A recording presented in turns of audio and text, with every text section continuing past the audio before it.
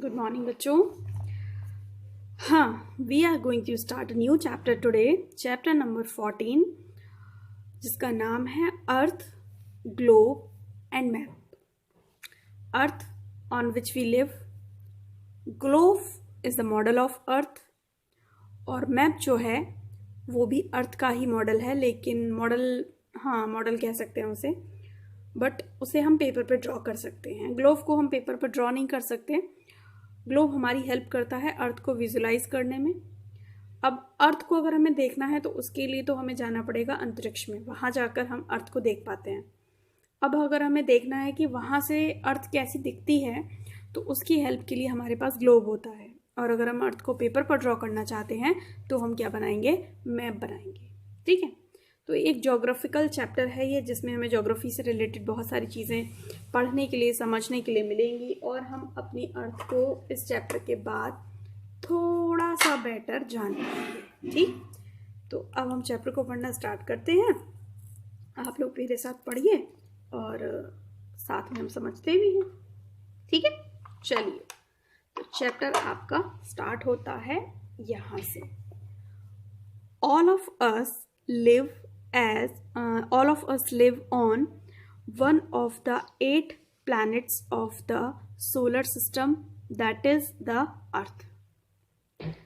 हमारा जो solar system है, उस सोलर सिस्टम में 8 प्लैनेट्स हैं। You know already about that. और उन 8 प्लैनेट्स में से हम सब जिस प्लैनेट पर रहते हैं, all of us live on one of the 8 planets. उन 8 प्लैनेट में से जिस एक प्लैनेट पर हम सब रहते हैं, दैट इज द अर्थ। उसका नाम क्या है? उसका नाम है अर्थ। अब अर्थ को लिखा कैसे जा रहा है, इसको ध्यान दीजिए। उससे पहले हमने आर्टिकल, द डेफिनेट आर्टिकल है, उसको यूज किया, और जो अर्थ है उसको कैपिटल से लिखा। ठीक है, तो अब आप लोगों के लिए जो होमवर्क है वो ये है कि आप मुझे कमेंट सेक्शन में जो 8 प्लैनेट्स हैं ना, उनके नाम लिखकर बताएंगे। उसमें एक अर्थ भी है, तो आपके लिए 7 रह गए ना, तो आप मुझे 8 प्लैनेट्स के नाम लाइन से बिल्कुल लिखकर बताएंगे। ठीक है, चलिए। इन द बिगनिंग, स्टार्टिंग में, शुरुआत में, इट वॉज बिलीव्ड, ऐसा माना जाता था, that the earth was flat, कि जो अर्थ है ना वो फ्लैट है। फ्लैट मतलब ज़मीन। अगर हम किसी ज़मीन पर खड़े हो जाते हैं तो वही तो अर्थ होती है। तो वहाँ से ज़मीन दूर दूर तक अगर हम देखते हैं तो कैसी दिखाई देती है? गोल दिखाई देती है या फ्लैट दिखाई देती है? सोचो, अगर हम किसी मैदान में खड़े हैं और आपसे कहा जा रहा है कि आप अर्थ पर खड़े हो, ठीक है, तो आप अपनी आंखों से अगर आप देखोगे तो आपको अर्थ वहाँ से गोल दिखाई देगी या फ्लैट दिखाई देगी? तो जो हमें दिखाई देता है वही तो हम मानते हैं। तो स्टार्टिंग में अर्थ हमको फ्लैट दिखाई देती थी, इसलिए हम मानते थे कि जो पृथ्वी है वो फ्लैट है। People had a fear that if they travelled to far to the edges they would fall off its flat surface. इसको समझना ज़रूरी है कि पीपल हैड अ फियर, लोगों को ये डर था कि that if they travelled to far, अगर वो बहुत दूर चले जाएंगे, है ना, अगर वो बहुत दूर यात्रा करेंगे और यात्रा कर करके कहाँ पहुँच जाएंगे? एजेस पर पहुँच जाएंगे। एजेस मतलब किनारों पर पहुँच जाएंगे, तो वो क्या करेंगे? दे would fall off its flat surface, तो वो उसकी जो फ्लैट सरफेस है वो उससे कूद जाएंगे, वो उससे गिर जाएंगे। अब ये चीज़ आपको समझनी है, ठीक? तो इसके लिए हम क्या करते हैं, कुछ चीज़ें लेते हैं और उसे समझते हैं। I have this little box of tic tac. तो मैं इससे आपको समझाने की कोशिश करती हूँ कि लोगों को पहले क्या डर लगता था। देखिए, ये एक फ्लैट सरफेस है, as you all know. Suppose that कि ये हमारी अर्थ है। हम थोड़ी देर के लिए मान लेते हैं कि हमारी अर्थ है, और इस अर्थ पर हम यहाँ रहते हैं। ठीक है, हम यहाँ रहते हैं। ठीक है, तो हम अपने आप को रिप्रेजेंट करने के लिए यहाँ कुछ रख लेते हैं। चलिए, मैं यहाँ पर ऐसे रख लेती हूँ। ठीक है, मेरे पास एक टैबलेट है और मैं इस टैबलेट को यहाँ रख लेती हूँ, और ये मानकर चलिए कि ये हम हैं और हम यहाँ रहते हैं, और दूर दूर तक ये अर्थ हमारी ऐसे ही फ्लैट है। तो हमें क्या डर लगता था कि हम जहाँ रहते हैं हम वहीं रहें, क्योंकि अगर हम ज़्यादा दूर जाएंगे, हम जैसे ट्रैवल करके यहाँ पहुँच गए, ठीक है, तो हमें क्या लगता था कि ट्रैवल कर करके अगर ये अर्थ फ्लैट है तो इसकी एक एज भी होगी। अब देखिए इसकी 4 एज हैं, एक ये है, एक ये है। तो अगर हम ट्रैवल करके एज तक पहुंच गए, कहाँ तक पहुंच गए, एज तक पहुंच गए, और हमने अगर ध्यान नहीं दिया तो क्या हो सकता है कि हम फॉल ऑफ कर सकते हैं, ऐसे गिर सकते हैं, गिर गए ना।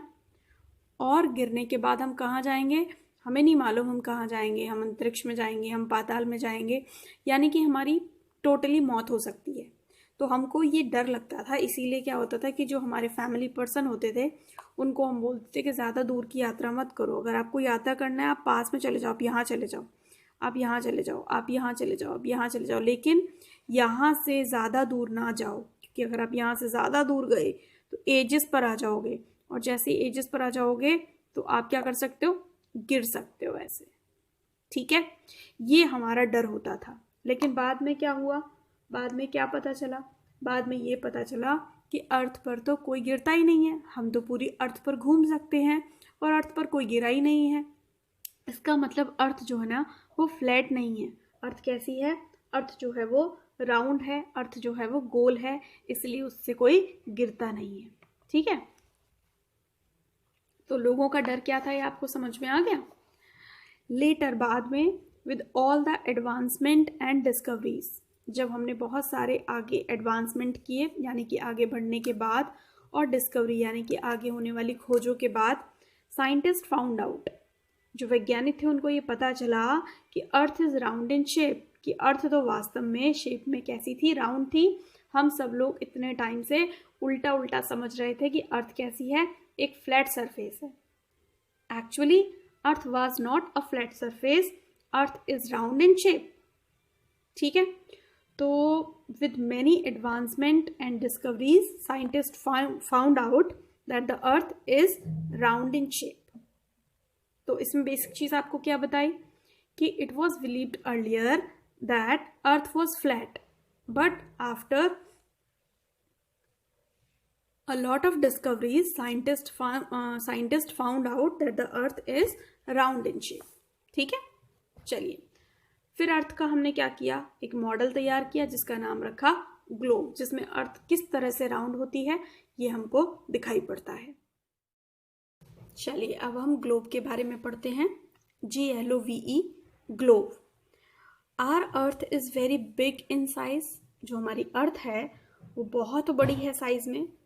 While standing at one place, we cannot see whole of the earth, और इतनी बड़ी है कि हम एक साइड में खड़े होकर या एक प्लेस पर खड़े होकर अपनी आंखों से पूरी अर्थ को नहीं देख सकते हैं। Neither we can visualize the earth in its spherical shape, और इतनी बड़ी है कि हम उसको कल्पना भी नहीं कर सकते। विजुलाइज करने का मतलब अगर हमसे कोई की कल्पना कर लो, हम कल्पना भी नहीं कर सकते कि उसकी स्फेरिकल शेप यानी कि उसकी जो गोल गोल शेप है वो कैसी होगी। This led to the invention of a globe. बस फिर क्या था, इसी ने हमको मजबूर कर दिया कि हम ग्लोब का इन्वेंशन करें, जिसमें हम आंखों से देख भी पाएँ, विजुलाइज भी कर पाएँ, अर्थ को समझ भी पाएँ, और सब कुछ हमको अर्थ के ऊपर कहाँ कौन सी चीज़ कैसे है वो सब कुछ दिखाई दे। A globe is miniature model of the earth. Globe क्या होता है, अर्थ का एक मिनिएचर मॉडल होता है। मिनिएचर मतलब एक छोटा सा मॉडल होता है। अर्थ तो बहुत बड़ी है और उस बहुत बड़ी अर्थ का हमने एक छोटा सा मॉडल बनाया है जिसका नाम है ग्लोब।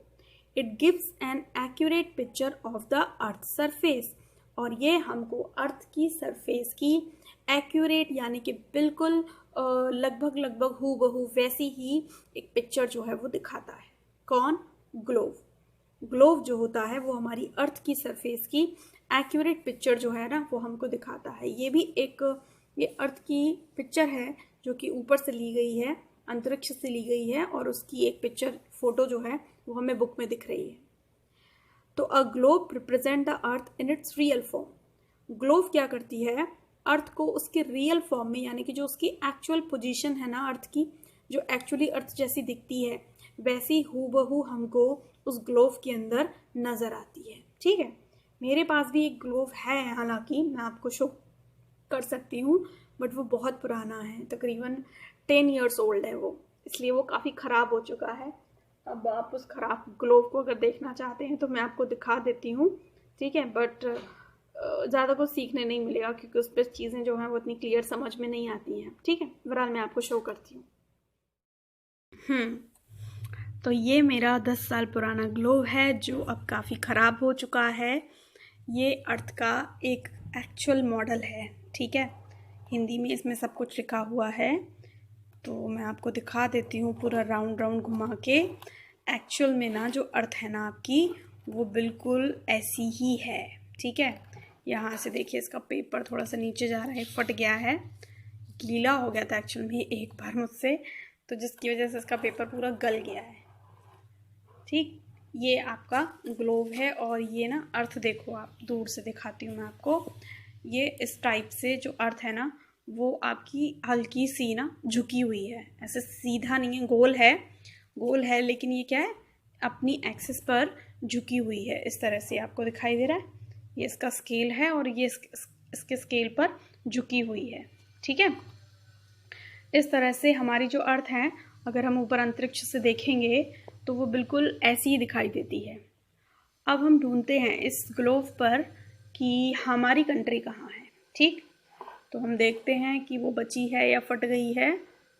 बची है, हमारी कंट्री जो है ना वो बची है। और ये देखिए, मैंने ढूंढ दी हमारी कंट्री। देखो क्या लिखा है यहाँ पे, भारत, ठीक। ये हमारी कंट्री है पूरा, ये येलो वाला जो पोर्शन है ये हमारी कंट्री का पोर्शन है पूरा, है ना। ये देखो, ये चीन है ना, और यहाँ पर ये देखो, बिल्कुल मैं आपको पास से जाके दिखाती हूँ, ये है पाकिस्तान, अफगानिस्तान, है ना। और भी अच्छी अच्छी चीज़ें हैं इस ग्लोव पर। देखो, ये तिब्बत है, ठीक है, ये मंगोलिया है, बंगाल की खाड़ी, ठीक। ये सारी चीज़ें इस ग्लोव पर हैं। और ये देखो, आपका इंडियन ओशन है, ये पूरा ब्लू ब्लू, इंडिया के नीचे पूरा हिंद महासागर है ये, ठीक। तो ये पूरी अर्थ कैसी है ना, एक्चुअल में ये हमको इस ग्लोव से पढ़ने में समझ में आता है कि कहाँ पर ओशंस हैं, कहाँ पर क्या है, सब कुछ हमें इस ग्लोव पर दिखाई देता है, ठीक है। All the oceans, seas and continents on the earth can be shown on a globe, but on a smaller scale. तो जितने भी हमारे ओशंस हैं, महासागर हैं, सीज हैं, समुद्र हैं, कॉन्टिनेंट्स हैं, महाद्वीप हैं अर्थ पर, वो सब हम ग्लोब पर देख सकते हैं स्मॉलर स्केल में, यानी कि छोटे स्केल में।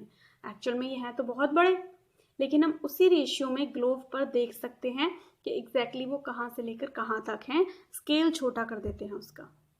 Also it gives us an idea of the location of the places on the earth. और साथ में क्या करता है ग्लोब, ये हमें अर्थ पर जो भी अलग अलग जगह हैं, स्थान हैं, उनकी जो लोकेशन है उनका आइडिया भी लगभग दे देता है कि वो जो स्थान है वो कहाँ पर लोकेट होंगे, कहाँ पर हमें मिल जाएंगे, ठीक। Earlier the globes were made of wood. पहले के टाइम में जो ग्लोब होते थे वो लकड़ी से बनाए जाते थे। Today we have metallic as well as plastic globes. तो आजकल जो है ना वो हमारे पास में मेटल के बने हुए ग्लोब्स हैं और इसके साथ प्लास्टिक के ग्लोब्स भी हैं। जो मेरा वाला ग्लोब है उसमें मेटल का भी काम है और प्लास्टिक का भी काम है। The two poles are mark on the globe. Globe पर दो प्लेस जो हैं जिन्हें हम मार्क कर देते हैं, वो एक होता है नॉर्थ पोल और एक होता है साउथ पोल। ऊपर वाला जो पोर्शन है वो नॉर्थ पोल और नीचे वाला जो पोर्शन है वो south pole. The northern most point is called the north pole. तो जो सबसे ऊपर है वो north pole, and the southern most point is called the south pole, और जो सबसे नीचे है वो साउथ पोल है। मैं आपको एक बार फिर से दिखाती हूँ। देखिए, ये जो सबसे ऊपर वाला पॉइंट है ना, ये यहाँ पर आपको ब्लैक ब्लैक दिखाई दे रहा है, ये वाली डिस्क, ये आपका नॉर्थ पोल है, ठीक है। ये रबर लगी हुई है, ये आपका मेटेलिक स्केल है, तो ये आपका नॉर्थ पोल है। और अगर हम इसको नीचे से देखें तो देखिए नीचे जो है ना वो इसका साउथ पोल है। नीचे जो दिखाई दे रहा है ना आपको, नीचे जो रबर लगी हुई है वो ब्लैक कलर की डिस्क लगी है, तो ये क्या है, ये आपका साउथ पोल है, ठीक। इस तरह से अगर हम ग्लोब को रखते हैं तो ये जो इसका एरिया जो यहाँ थोड़ा सा झुका हुआ है ये नॉर्थ पोल है, और जो नीचे है इस जगह पर, ठीक है, इस जगह पर जो नीचे है वो इसका कौन सा एरिया है, वो इसका साउथ पोल है। और यहाँ पर देखो ये हमें दिखाई दे रहा है उत्तरी प्रशांत महासागर। तो यहाँ हमें ओशंस की भी जो लोकेशन है वो पता चलती है, और ये कॉन्टिनेंट हैं, येलो हैं, ब्लू हैं, ये कॉन्टिनेंट की लोकेशन भी पता चलती है। और जितने भी आपके छोटे छोटे सागर हैं, सीज़ हैं, वो सब हमें इस ग्लोब पर दिखाई देते हैं, ठीक है। एक चीज़ इम्पॉर्टेंट मैं आपको बताऊं, ये देखिए यहाँ से लेके यहाँ तक पूरी ग्लोब है। तो इस ग्लोब को हम क्या करते हैं, एक बीच में लाइन खींच देते हैं और उस बीच की लाइन से ग्लोब को 2 पोर्शन में डिवाइड कर देते हैं। देखो ये आपको लिखा दिखाई दे रहा है, भूमध्य रेखा, इसको इंग्लिश में इक्वेटर बोलते हैं। तो ये बीच की लाइन ऐसे चारों तरफ बनी हुई है, ये बीच की लाइन है ना, वो इस ग्लोब पर चारों तरफ ऐसे बनी हुई है, और ये इक्वेटर कहलाती है। इस इक्वेटर के ऊपर वाला जो पोर्शन है ये कहलाता है आधा ग्लोब, हेमिस्फीयर। ये पूरा स्फीयर है, तो इस लाइन के ऊपर हेमिस्फीयर है और इस लाइन के नीचे हेमिस्फीयर है। तो लाइन के ऊपर जो है ना वो नॉर्दर्न हेमिस्फीयर है, और इस लाइन के जो नीचे है वो सदर्न हेमिस्फीयर है, ठीक है। आधा ग्लोब ऊपर है, आधा ग्लोब नीचे है, और बीच में ये हमने जो 3 लाइनें आपको दिख रही हैं ये हमने बनाई हुई है इक्वेटर, ठीक। क्या बनाई हुई है, इक्वेटर। ये सब इमेजिनरी है, काल्पनिक है, असल में कुछ नहीं बना है अर्थ पर, लेकिन अर्थ को अच्छे से समझने के लिए, सारे एंगल्स निकालने के लिए, सारी डायरेक्शन निकालने के लिए हमने ये इक्वेटर बनाई है। इक्वेटर के ऊपर वाला नॉर्दर्न हेमिस्फीयर और इक्वेटर के नीचे वाला पूरा गोल गोल पोर्शन जो है ना वो सदर्न हेमिस्फीयर, ठीक है। तो देखो equator is an imaginary line, EQUATOR। Equator जो होती है ना वो एक काल्पनिक लाइन होती है which passes through the centre of the अर्थ, जो अर्थ के सेंटर से गुजरती है, and dividing the earth into 2 equal parts. और वो जो लाइन है ना वो क्या करती है, वो अर्थ को डिवाइड कर देती है, किसमें, 2 इक्वल पार्ट्स में डिवाइड कर देती है, ठीक है।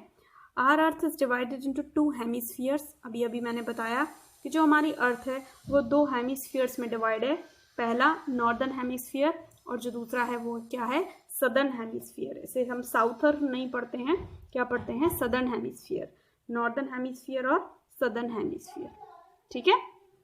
तो हमारी अर्थ को हमने 2 हेमिस्फीयर्स में डिवाइड कर दिया है, और बीच में कौन सी लाइन ने डिवाइड किया है, इक्वेटर ने डिवाइड किया है, और उनके क्या नाम हैं, 2 नाम हैं, नॉर्दर्न हेमिस्फीयर और सदर्न हेमिस्फीयर, ठीक है।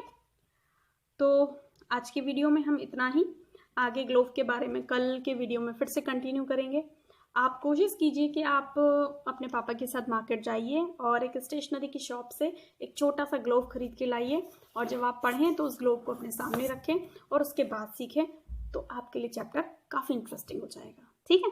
तो मैं ग्लोब से पढ़ा रही हूँ तो मुझे इंटरेस्ट आ रहा है, आप ग्लोब से पढ़ेंगे तो आपको भी इंटरेस्ट आएगा, बढ़ जाएगा। So till then keep watching my videos, bye bye बच्चों।